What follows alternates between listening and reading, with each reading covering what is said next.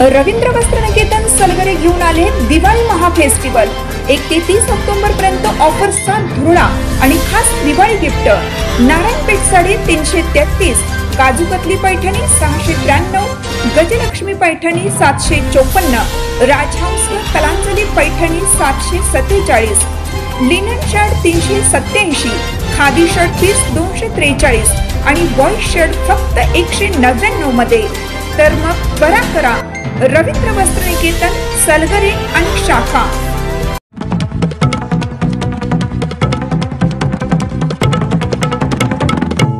नमस्कार, मी मनोहर पवार, TV1 मराठीवर सर्वांचं स्वागत आहे।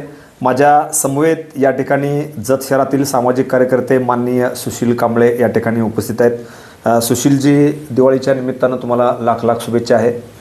तुम्हाला पण सर। आज पाडवा आहे, पाडव्याच्या निमित्तानं आपण या ठिकाणी जत तालुक्याच्या किंवा जत शहराच्या विविध विषयावरती आपण गप्पा मारणार आहे। जत नगर परिषदेची निवडणूक आलेली आहे, त्यानंतर पंचायत समितीची निवडणूक आलेली आहे, जिल्हा परिषद निवडणूक आलेली आहे। 4 ते 5 दिवसामध्ये आचारसंहिता सुरू होणार आहे।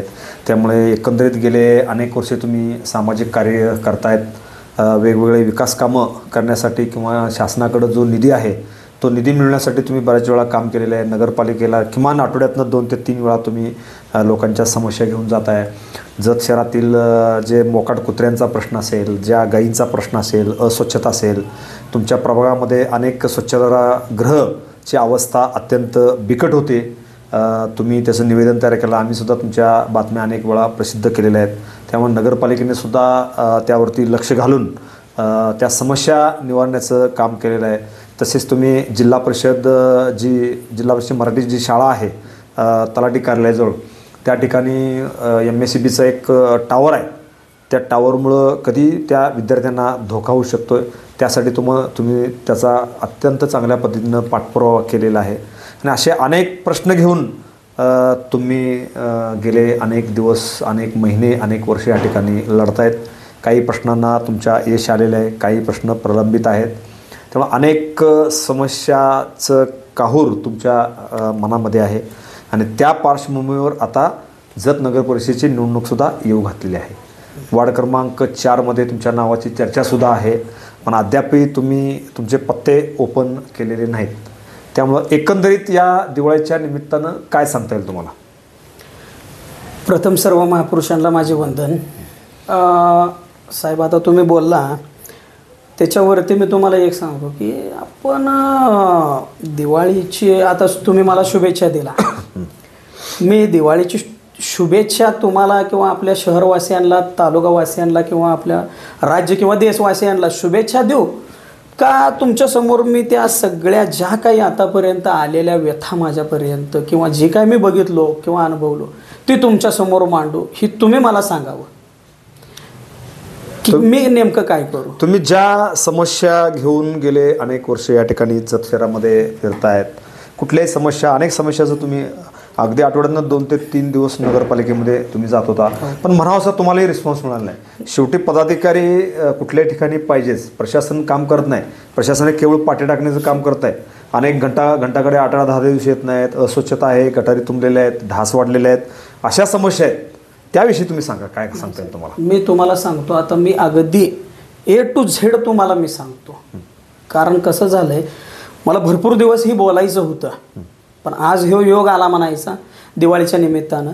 तर मी तुम्हाला सांगतो साहेब, ह्या दिवाळीत आपण लोकांना शुभेच्छा द्यायच्या का आपण त्यांच्या व्यथा सांगायच्या तुम्हाला, आणि त्यांची जी काय परिस्थिती आता सध्याला आहे ते आपण बघायची। मी तुम्हाला सांगतो साहेब, असा विषय झाला आहे की हे बघा, राज्यात सर्वत्र ठिकाणी अतिवृष्टी होऊन पूर आला, आसमानी संकट आलं।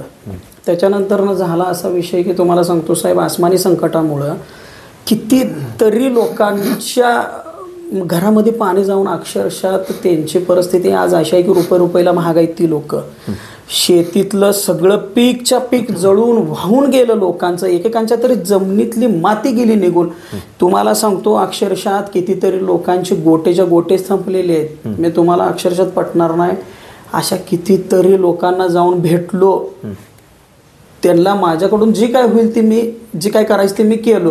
अक्षरशः तुम्हाला सांगतो मी अशी एक ठिकाणं बघितली की अक्षरशः गोटच पुराच्या पाण्यात जाऊन एकही जनावर त्या गोट्यातलं वाचलं नाही. मी तुम्हाला पटणार नाही साहेब, असे कितीतरी शेतकरी आहेत की त्यांचे लाखो रुपये म्हटलं किंवा करोडो रुपये म्हटलं तरी चालेल. एक लक्षात घ्या साहेब, जर करता एका माणसाच्या जर 50 गाया, 10 शेळ्या, 100 कोंबड्या ही जनावरं जर मेली असतील तर त्याचं किती नुकसान झालं असेल आणि ती नुकसान भरून काढायला त्या शेतकऱ्याला किती दिवस लागतील किंवा त्याची एखादी पिढी जाईल हे कुणी बघितलं नाही.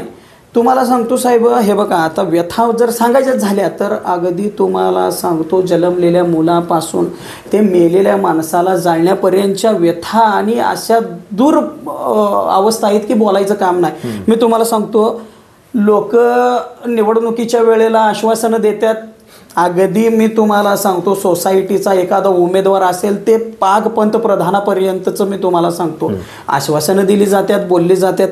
कुठं रस्ता चांगला आहे मला सांगा. सगळ्यात सुरुवातच मी तुम्हाला करतो आणि रस्त्यापेक्षा महत्त्वाचं आज माझा तालुका अक्षरशः आता एवढा पाऊस झाला पूर आला.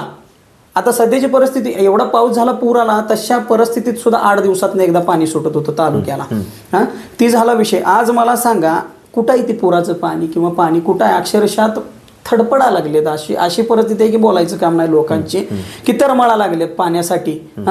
मी तुम्हाला सांगतो पाणी आलं सगळ्यांनी, मी कुणाला तरी एकाला टार्गेट करत नाही आहे किंवा कुणाला तरी एकाला बोलत नाही आहे. सगळा जो येईल तो सांगतोय की पाणी देतो. सगळ्यात पहिल्यांदा आमच्या जत तालुक्यात असतंय किंवा कुठलं पण इलेक्शन असू दे जत तालुक्याचं पाणी कुठं आलंय पाणी आतापर्यंत 70-75 वर्षामध्ये आलंच नाही आणि येणार पण नाही. जर पाणी आलं तर त्यांना राजकारण्यांना शब्दच नाही की तुम्हाला ही देतो ती देतो. ही झाली पहिली गोष्ट आपल्या तालुक्याची. दुसरा विषय मी तुम्हाला सांगतो साहेब, शिक्षणाचा. अहो सगळीकडं कुठं शिक्षण राहिले मला सांगा. आता किती विद्यार्थी शिकायला चाललेले आहेत आणि किती सुखसुविधा आहेत त्या विद्यार्थ्यांना शिक्षणाच्या बाबतीमध्ये. अहो अशी परिस्थिती झाल्या. एक पुण्यातला मातंग समाजाचा पोरगा पुण्यामध्ये युनिव्हर्सिटीला शिकून बाहेर देशात गेला आणि झालं काय, त्याला तिथं 15 दिवस नोकरी मिळाली आणि 16व्या दिवशी त्याला नोकरीवरनं काढलं तुझी डिग्री बोगस आहे म्हणून. तर पुण्याच्या युनिव्हर्सिटीनं सुद्धा ते मान्य केलं नाही की हा आमचा विद्यार्थी आहे. का मान्य केलं नाही? मागासवर्गीय आहे म्हणून किंवा काय जी काय असेल ते XYZ त्याचं. पण बघा तुम्ही पोरं शिकायला लागल्यात त्यांना सोर्सच नाही तो कुठले. मला सांगा बरं, जाऊ दे आपण बाहेरचं बोलण्यापेक्षा आपल्या तालुक्यापुरतं बोलू. मला सांगा आपल्या तालुक्यामध्ये अशा किती शिक्षण संस्था. आता बसरगीचं आम्ही तिथं जाऊन आलो तर तुम्हाला जिल्हा परिषद 12 वर्ष त्यांनी मोडक्या तोडक्या शेडमध्ये शिकवत होते. तर तिथं जाऊन आलो. आज तिथं बिल्डिंग झाली आमच्या माध्यमातून असेल किंवा इतर लोकांच्या माध्यमातून असेल. तिथं लोकवर्गणी गोळा झाली. आज तिथं ती मुलं सुरक्षित इमारतीखाली शिकायला आता त्यांना हे झालं, सोय झाली. तर अशा कितीतरी गोष्टी येतो साहेब, ही एकच नाही आहे. त्याच्यानंतर मग तुम्हाला सांगतो आपल्या इथं छत्रपती शिवाजी महाराजांच्या चौकामध्ये एक मराठी शाळा आहे 2 नंबर आणि 1 नंबर आणि 2 नंबर. तिथं अक्षरशः अशी परिस्थिती आहे की 1ली ते 5वी शाळा, अगदी मला वाटतं बालवाडीपासून 5वी पर्यंत शाळा आहे. तर मला सांगा तिथं शौचालयाची व्यवस्था नाही. काय केलं पाहिजे? एक तर पहिलाच काय म्हणायचं तसं काम चालू आहे की लोकांची एवढी मानसिकता खालावलेली आहे की ती मूल केवढ्या वयाचं आहे किंवा केवढ्या वयाचं नाही ही बघत नाही. त्याच्यावरती अतिप्रसंग किंवा XYZ जी काय गोष्टी घडतात आणि घडल्या सुद्धा आपल्या तालुक्यामध्ये. तर तिथं उघड्यावरती त्या मुलांना शौचालयाला जावं लागते. अहो कुठं काय करताय तुम्ही? मुलांना नोकऱ्या कुठं आहे? तो नोकऱ्या शिकायला लागल्यात ज्यांची जशी परिस्थिती असेल. काय सगळ्याची चांगली परिस्थिती नसते साहेब. कुणाची चांगली असते, कुणाची अत्यंत गरीब असते. त्यांना अगदी मी तुम्हाला सांगतो 4वी-5वी पर्यंत सुद्धा शिक्षण घ्यायची त्यांची कॅपॅसिटी नसत्या. कुठंही शिक्षण किंवा त्यातनं बी शिक्षण घेतलं तर कुठं आहेत नोकऱ्या मला सांगा. आपल्या इथं इंडस्ट्री येणार होती, कुठं इंडस्ट्री नाही झाली आतापर्यंत इंडस्ट्री. आपल्या पोरांना जर करता हे तर आपल्याला म्हणजे त्यांना उदरनिर्वाहाचा सोर्स मिळाला तर किती चांगलं होईल. आहे का सोर्स? नाही आहे. का नाही आहे? तर हे असली कारणं देऊन राजकारणी निवडून येतात. त्याच्यासाठी इथं सोर्स नाही. जर तुम्हाला सोर्स दिला तर ह्यानी काही सुद्धा सांगू शकत नाहीत की हे देतो ते देतो. त्यांना सांगण्यासाठी ही आपला तालुका हा अत्यंत मागास ठेवलेला आहे पहिल्यापासून. पाण्यावाचून, शिक्षणा वाचून आणि त्यांच्या त्या ह्याच्या वाचून ते नोकरी 50 वर्ष अजून तालुका महाग आहे असं म्हणणं आहे तुमचं? 100% साहेब, 100%. मी तुम्हाला सांगतो असा एकही नेता आम्हाला लाभलेला नाही. आणि नुसता नेताच नाही साहेब, तर एकही अधिकारी सुद्धा आम्हाला लाभलेला नाही आमच्या तालुक्याला चांगला, की होय बाबा ठीक आहे चला नेते जाऊन देत तिकडं, पण एखादा अधिकारी तर यायला पाहिजे पुढं आणि ही सगळं बदलायला पाहिजे. तर अधिकारीही नाही. मी तुम्हाला काम करत नाही, 100% करत नाही साहेब. मी तुम्हाला सांगतो, नगरपालिकेला निवेदन देऊन माझ्या इथं असा गट्टा झाला, एक बंच तयार झालाय.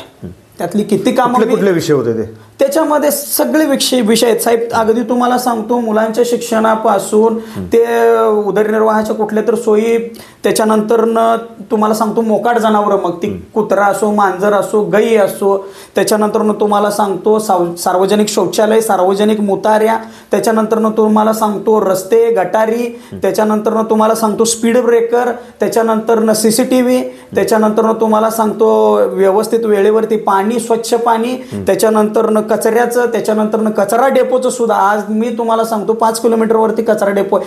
कुणीही जायचं नाही, फक्त मला 1 ते 2 सेकंद तिथं उभारून दाखवायचं त्या कचरा डेपोवर. मी काय म्हणेल ते ऐकतो त्याचं.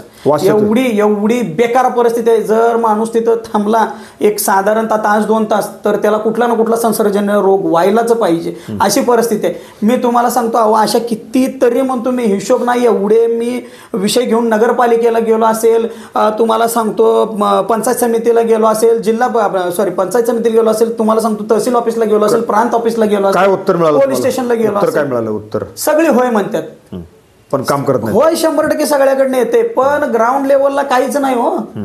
हो म्हणून काय करायचंय साहेब, ग्राउंड लेवलला त्यांची मानसिकता नाही आहे काम करायची.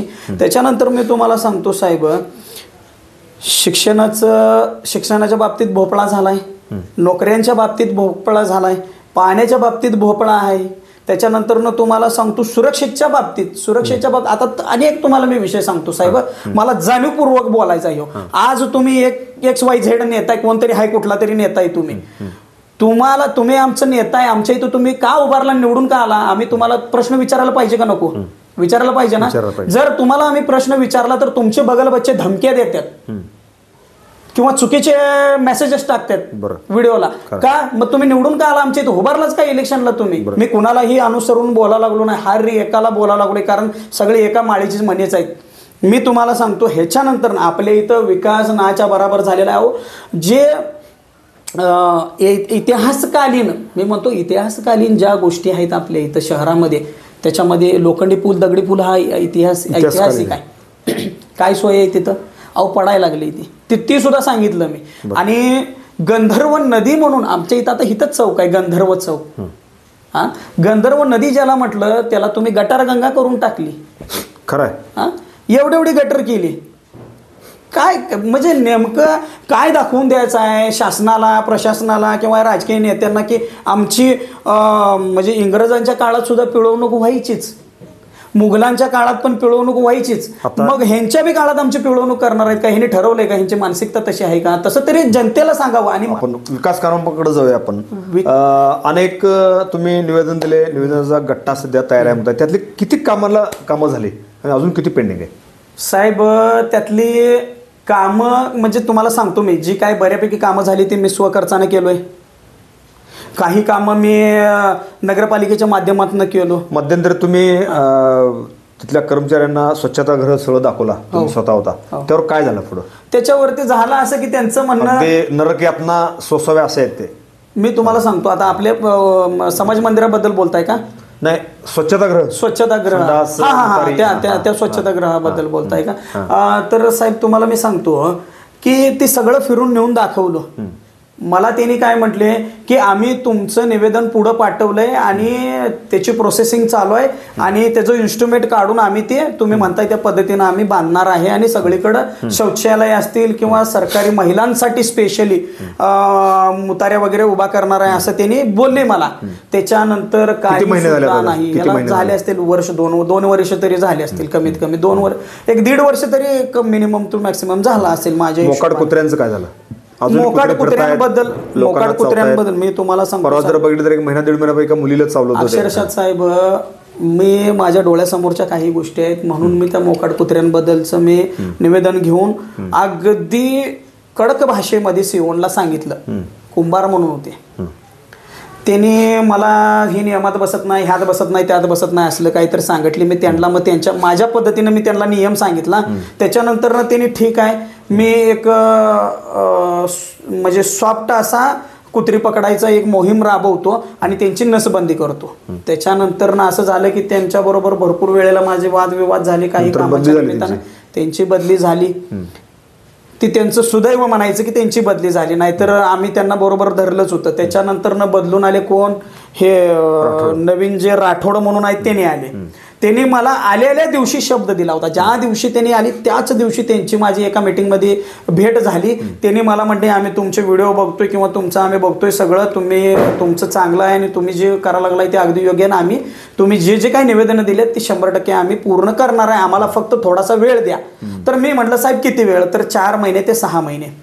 4 महिने ते 6 महिने म्हटल्यावरती ठीक आहे चला साहेब म्हटलं ती तरी करा. तर अजूनही त्यांनी त्यांच्या म्हणजे विरामावरच आहेत, अजून काही त्यांनी काम केलं नाही. फक्त मी जे आमचे पावसकर साहेब आहेत त्यांच्याकडून आरोग्य खात्याला नगरपालिकेला त्यांच्याकडून एक 3-4 कामं त्यांनी माझी करून दिली की शहरामध्ये निर्जंतुकीकरण आणि फवारणी आणि ती डासाची जी काय म्हणजे धूर सोडायची मशीन आहे ही त्यांनी करून दिली. ती मरतात का त्या फवारणीमुळे? 100% मरत नाही. मी त्यांना हे सुद्धा सांगितलं की त्याच्यामध्ये काय केमिकल घालायचं ज्याच्या डासांची ताकद वाढलेली आहे. हा डासांची ताकद एक्स्ट्रा झाली हो, डबल झाली. आता काय झालंय माहित आहे का, गेंड्याचं कातडं घेऊन आपल्या इथे काही राजकारणी आलेले आहेत, त्यांच्यामुळे त्यांचं रक्त पिऊन पिऊन इथल्या डासांची ह्युमिनिटी पॉवर वाढलेली आहे. असा झाला विषय. आता त्यातल्या त्यात तुम्हाला सांगतो साहेब, मी त्यांना मी सांगितलं होतं की त्याच्यामध्ये कुठलं लिक्विड घातल्यानंतर न ह्युमन म्हणजे माणसाला आणि ॲनिमल्स म्हणजे जनावरांना कुठल्याही काही इजा होणार नाही, पण त्या जे काय डास असतील, जीवाणू विषाणू जी विषारी जीवजंतू आहेत त्यांना मात्र इफेक्ट होईल त्याचा. म्हणून मी त्यांना सांगितलं होतं. आता त्यांनी येस म्हटले, पण त्यांनी काही मला वाटत नाही की ते केमिकल घातलं असावं काय. त्याच्यानंतर मी विद्यानगर आपलं ही जे आहे ना जुनं प्रांत ऑफिस त्याच्या पाठीमागे जी क्वार्टर्स आहेत तिथं काही साप वगैरे निघाला होता. तिथल्या लोकांनी मला फोन केला होता, तर तिथली स्वच्छता करायला लावली, त्यांनी मला करून दिली.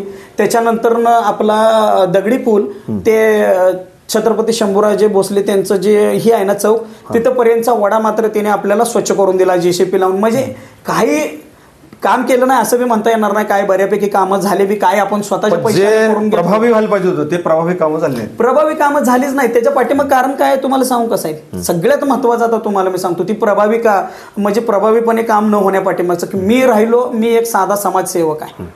मी कुठल्या पक्षाचा नाही, माझा कुठलाही नेता नाही किंवा माझ्या पाठीमागं कुठलीही ताकद नाही. मी माझ्या स्वतःच्या हिमतीवर माझ्या स्वतःच्या बळावरती आहे. त्याच्यामुळं काय होतं, एकेकांना वाटतं की हा बाबा हे काय असाच आहे, ह्याच्या मागं कोण आहे, ही एक लोकांची एक समज आहे आणि ती योग्य पण आहे. का माहित आहे का, आपल्या जनतेला सुद्धा कळालं पाहिजे की कुठल्या माणसाला ताकद द्यावी आणि कुठल्या माणसाला ताकद देऊ नये, कुणाच्या मागे उभा राहून कुणाच्या मागे उभा राहू नये. बघा मी तुम्हाला सांगतो, ज्यांनी ह्या आपली जी जनता आहे ना भोळी आहे अगदी बाबडे, ही काय करता माहिती आहे का, एखाद्याला आपला रक्षक म्हणून जात्या, तो भक्षण करतोय त्यांचं, ह्यांना समजत नाही. 5 वर्ष तो आपल्यावरती चढून बसतोय. 5 दिवस त्यानं सांगल तसं मी तुम्हाला सांगतो साहेब, 5 दिवस एखाद्या उमेदवारानं एखाद्या मतदाराच्या घरी संडास जरी धुवून म्हटलं तरी धुणार आहे तो.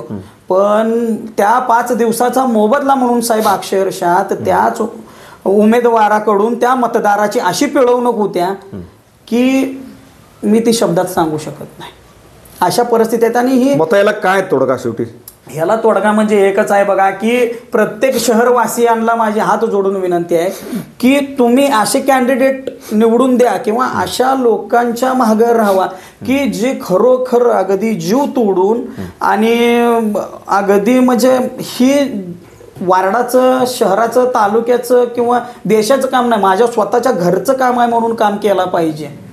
अशाच उमेदवारांना तुम्ही निवडून द्या, अन्यथा परत आणि 5 वर्ष तुम्ही बोंबलतच बसायचं आहे. बाकी काहीच करायचं ना उमेदवारांनी. हे का तुम्ही बाटली, तुम्ही बिर्याणी, तुम्ही चिकन, मटन, सिगरेट मावा किंवा 500-600 ह्या पैशाच्या मागे गेला, तुम्ही 100% संपला. तुम्ही ही बघू नका हो, 5 दिवसाची चंगळ बघू नका.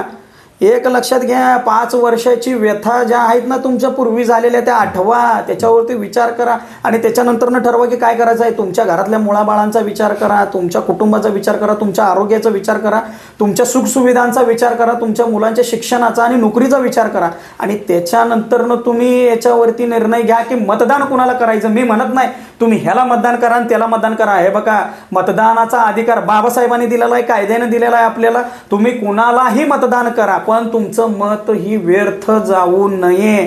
त्याचं 100% कुठं ना कुठं तरी चीज व्हावी. लक्षात घ्या, 1,000-2,000 रुपये तुमच्या 5 वर्षाला चालणार नाही. त्या 1,000-2,000 रुपयेची 1,000-2,000चा मोबदला तुम्हाला लाखो रुपयामध्ये द्यायचा, ही मी तुम्हाला सांगतो. आणि ही असं घडत आलेलं आहे, आम्ही बघितलेलं आहे, तुम्हालाही माहीत आहे.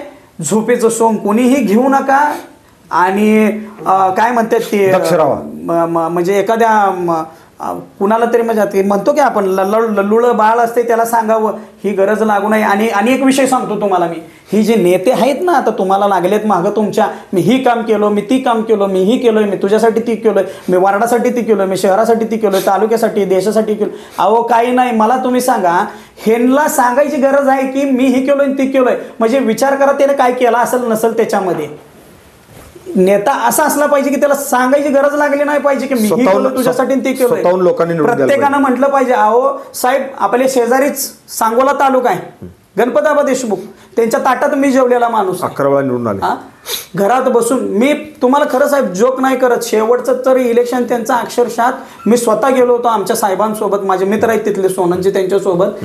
तर मी उमेदवार नाही, माझी उमेदवारी मी फॉर्म भरणार नाही किंवा मी यावेळेला इलेक्शनला उभारणार नाही अशी परिस्थिती त्यांची, अशी भूमिका होती आणि ती आजारी होती. तर त्यांचा फॉर्म भरून त्यांच्या कार्यकर्त्यांनी, त्यांनी कार्यकर्ते तर म्हणतच नव्हती, सगळ्याला त्यांची स्वतःची असल्यासारखी आपुलकीनं राहत होती प्रत्येकासोबत. तर त्यांनी त्यांना घरात बसून निवडून दिले. स्वतःच्या प्रत्येक वेळेला पार्टी पैसे खर्च करत होती. आबानं कधी पैसे खर्च केले नाहीत, कधी प्रचारही केला नाही. असा नेता बघा तुम्ही असा नेता बघू नका की तुम्हाला धमकी देणारा, तुम्हाला पैशाचं आमिष दाखवणारा, तुम्हाला सांगणारा मी ही केलोय. अहो नेता असा असला पाहिजे की त्या नेत्याबद्दल आपण सांगितलं पाहिजे की हो नेता असा आहे, ह्यानं ही केलाय, त्यानं ती केलाय.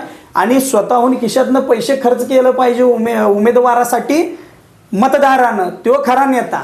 नेता असा नसतोय तुम्हाला 5 दिवस चांगले खिशातनं पैसे देईल 5 दिवसानंतरनं ज्या वेळेला तो निवडून येईल, 6वा-7वा दिवस हा त्याचा असणार आहे, त्यावेळेला तो तुम्हाला म्हणतोय, मी स्वतः अनुभवलेलो आहे, ऐकलेलं आहे, लोकांना बोललेलं की तू मतदान केलायस म्हणजे फुकट केला नाहीस, तुला मी पैसे दिलोय, तुला मी दारू दिलोय, तुला मी जेवण दिलोय, तुझ्यासाठी ही केलंय, तेव्हा तू मतदान मला दिलायचं आणि तुझं ही काम आहे ना, एवढे पैसे दे तरच तुला मी तुझी कामं करतो, अन्यथा जा. त्यामुळे चांगल्या उमेदवार बघून लोकांनी निवडून दिलं. आणि एक सगळ्यात महत्वाचं मी तुम्हाला साहेब, ह्यो मुद्दा लय महत्वाचा आहे साहेब. कुठला तर मला सांगा, शेतकरी राजा हा फक्त इलेक्शन पुरता असतोय, ठीक आहे. मतदार राजा हा फक्त इलेक्शन पुरता असतोय. लक्षात घ्या साहेब, आता जत तालुक्यामधले पिवळे राशन कार्ड काढला ना, चांगले नेत्यांची नावं आहेत, पिवळ्या राशन कार्ड त्यांचे आहेत.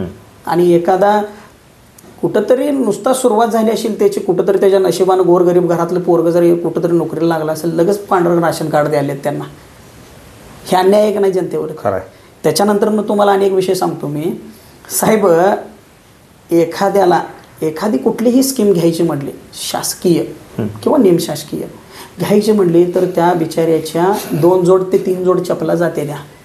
त्यावेळेला त्याचं काम झालं तर झालं, नाही तर नाही नशिबानं. पण ह्या राजकारण्यांचं किंवा ज्यांची पकड आहे हे समाजावरती किंवा ह्याच्यावरती, त्या लोकांचं काम घरात बसून होतं आहे आणि त्यांना प्रत्येक स्कीम मिळते त्या.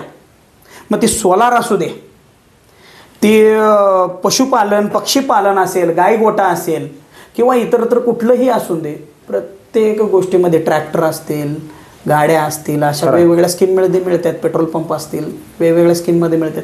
ही सगळी बघा तुम्ही, काढून बघा आतापर्यंतचा इतिहास किंवा रेकॉर्ड ही कुणाला मिळालेला आहे. आणि गोरगरीब जनता आमची कधी तहसील ऑफिसला, कधी प्रांत ऑफिसला, ग्रामपंचायतला, कधी तुमच्या त्या तलाठी ऑफिसला, हेलपाटा मारते नगरपालिकेला. अहो काय तुम्हाला सांगू, आता 100 वेळेला एक कागद घेऊन 100 वेळेला जनता जात्या.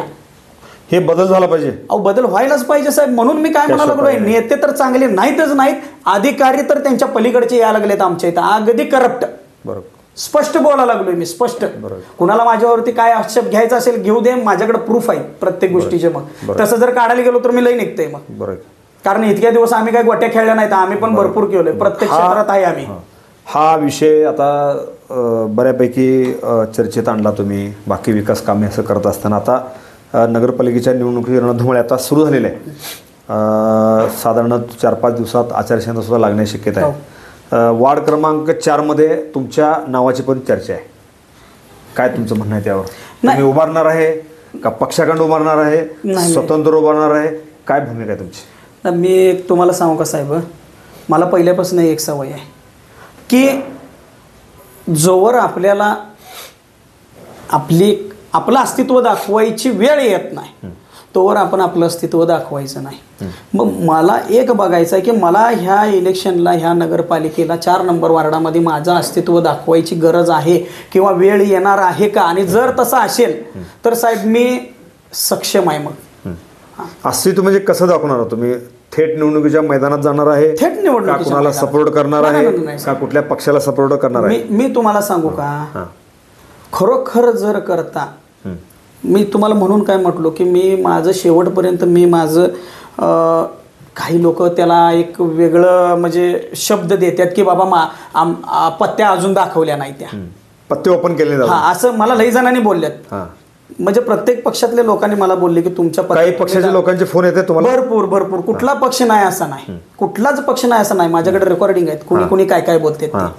असं नाही की मी असं ढगात गोळ्या नाही. तुमच्या चॉईसचा पक्ष कुठला आहे? नाही, मी साहेब तुम्हाला सांगू का, स्पष्ट मी तुम्हाला सांगितलोय की माझ्या चॉईसचा कुठलाही पक्ष नाही आहे. ही माझी स्पष्ट आणि उघड तुम्हाला आणि सगळ्याला सांगणार. हा, 100%. जर मला माझं अस्तित्व दाखवावं लागलं तर मी अपक्ष उभारणार. मी कुठल्या पक्षाच्या आरी जाणार. एवढ्या पक्षाच्या भाऊगर्दीमध्ये अपक्ष निवडून येईल असं वाटतंय तुम्हाला?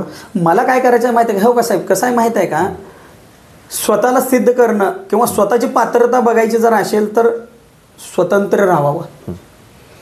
माझे स्पष्ट सांगणं आहे. स्वतःची ताकद निर्माण करताना तुम्हाला कष्टही घ्यावं लागतील साहेब. कष्ट आपण पहिल्यापासून कष्टच घेत आलेलो आहे. आपण पहिल्यापासून संघर्षच करत आलोय. आपण कधी संघर्ष केला नाही साहेब. अहो, आमच्या पिढ्यानुपिढ्याने संघर्ष केलेला आहे साहेब. नुसता आम्हीच नाही, पिढ्यानुपिढ्या संघर्ष करत आलोय आम्ही. इथंपर्यंत आलोय ते असंच आलो नाही. त्याच्यामुळं संघर्ष ही शब्द आमच्यासाठी काय नवा किंवा काय लय असं महत्त्व देण्यासारखा नाही आहे. आम्ही त्याला अगदी ह्याच्यानंच बघतोय, म्हणजे एक नॉर्मल विषयानंच बघतोय की संघर्ष आता आमच्या ते रक्तात भिनलेला आहे साहेब. BSPचे नेते अतुल कांबळे यांच्याशी तुमची चर्चा सुरू आहे. हो. राष्ट्रवादी काँग्रेस अजितदादा पवार गटाचे नेते तमनगौडा रवी पाटील यांच्याशी तुमची चर्चा आहे. काय झाली चर्चा नेमकं?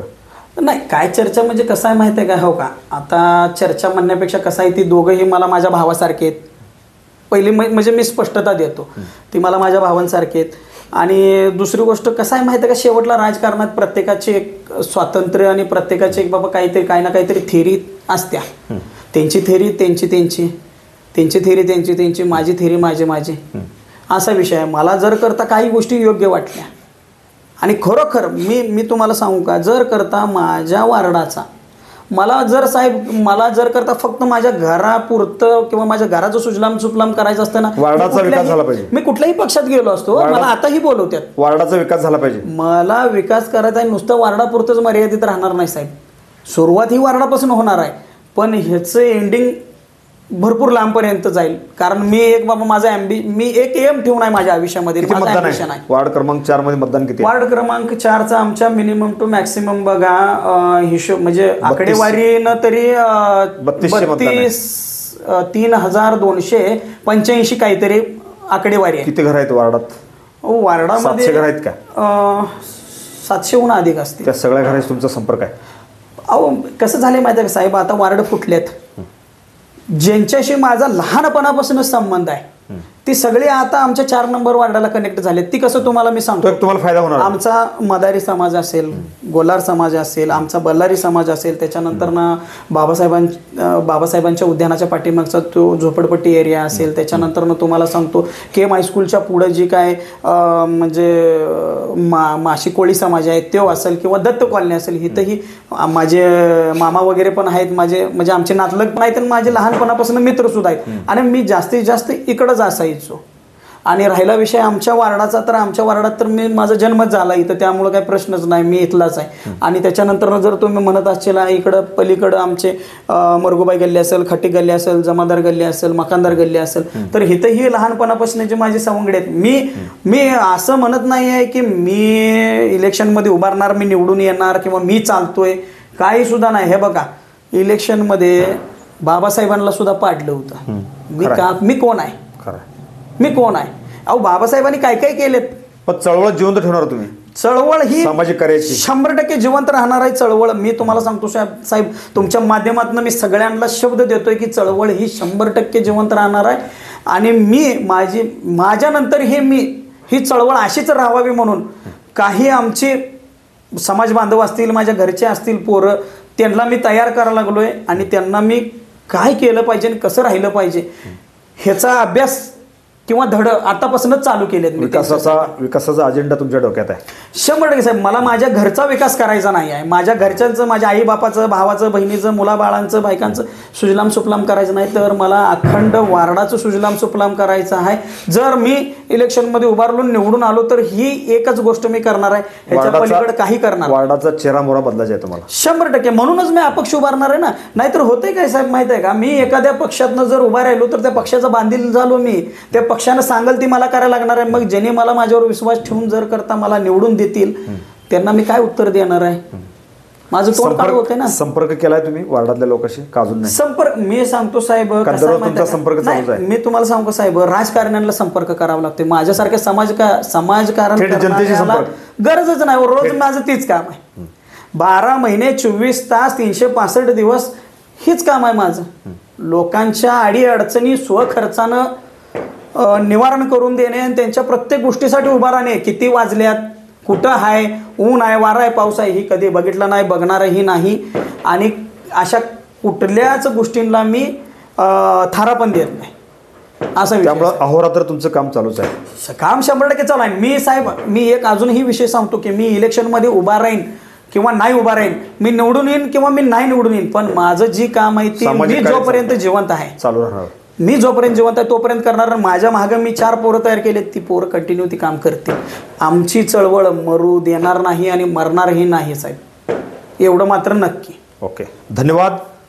हे होते माझ्या समवेत जत शहरातील वार्ड क्रमांक 4 मधील सामाजिक कार्यकर्ते माननीय सुशीलजी कांबळे. एकंदरीत अर्ध्या तासाच्या आमच्या गप्पामध्ये त्यांनी वेगवेगळे सामाजिक कार्य कशा पद्धतीने चालू आहे, कुठले कुठले कामासाठी कुठले निवेदन दिले, निवेदनाचा गट्टा कसा आहे, कसा रिस्पॉन्स मिळाला, काही कामं झाली, अनेक कामं पेंडिंग कशा पद्धतीने पडलेले आहेत.